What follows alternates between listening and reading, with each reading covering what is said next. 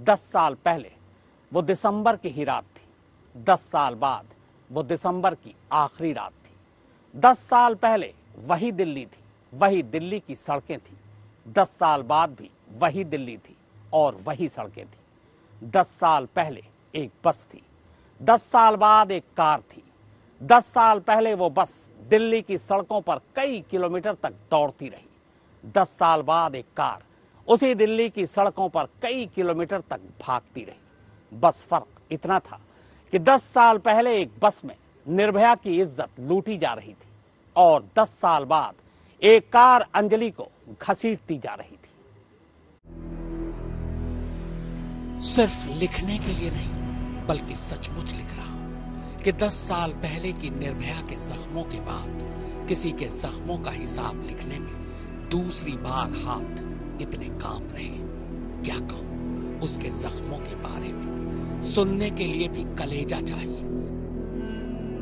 बस यूं समझ लीजिए कि दूसरों को जिंदगी बख्शने वाले डॉक्टरों तक ने जब अंजलि के जख्मों को देखा तो उनके मुंह से बस यही निकला, ये क्या ले आया।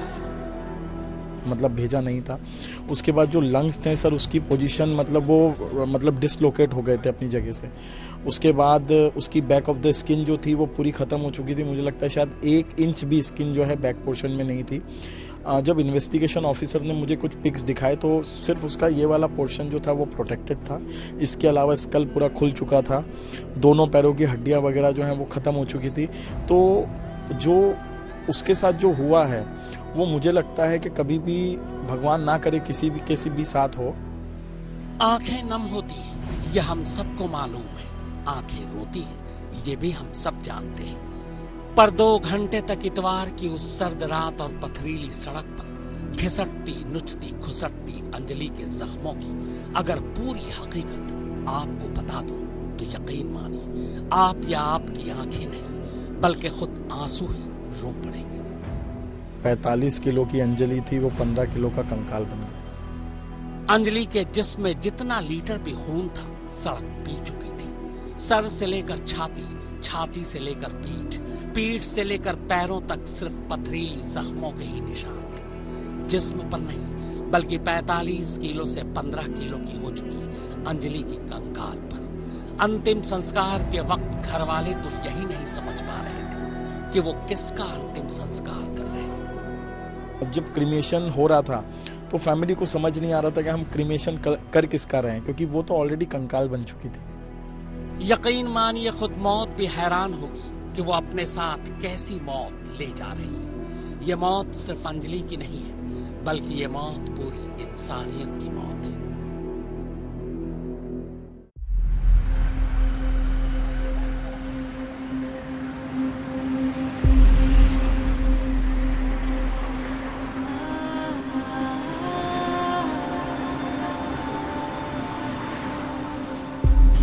सब मैंने जैसे सुबह 3:18 पर सॉफ्ट ली थी अपनी।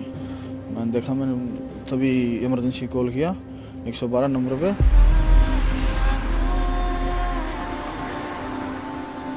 मैंने बताया मैम ऐसे है, डेड बॉडी फंसी हुई है गाड़ी के नीचे और गाड़ी है बलेनो ग्रे कलर की।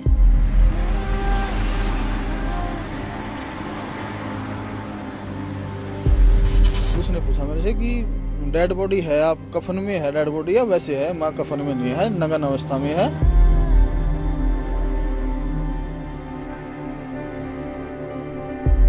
पीसीआर यही निकली है मेरे सामने से, 3-4 पीसीआर लाइन पे हैं, एक पीसीआर बिल्कुल सामने से निकली लाडपुर में।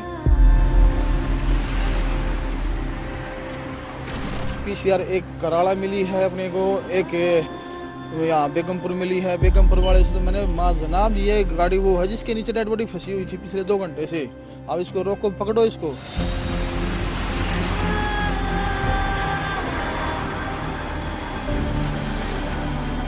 कोई एक्टिविटी उन्होंने दिखाई नहीं, ना पकड़ने की कोशिश करी।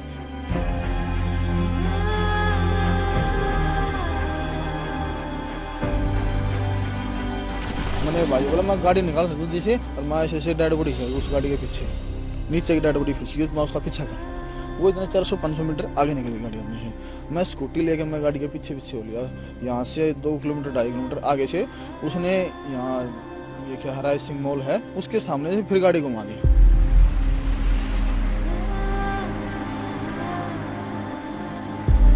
वो गाड़ी जब सूदी निकल गई, फिर मैं प्रशासन पकड़ना ही नहीं चला, तो मैं हम क्यों पागल हो रहे हैं भाई, कहाँ तक जाए इसके पीछे।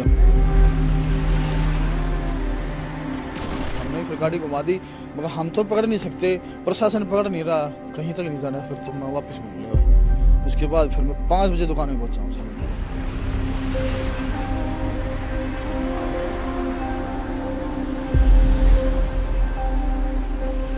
ये पथरीली सड़क भी शायद उतनी पथरीली नहीं होगी जितना ये शहर पत्थर दिल है।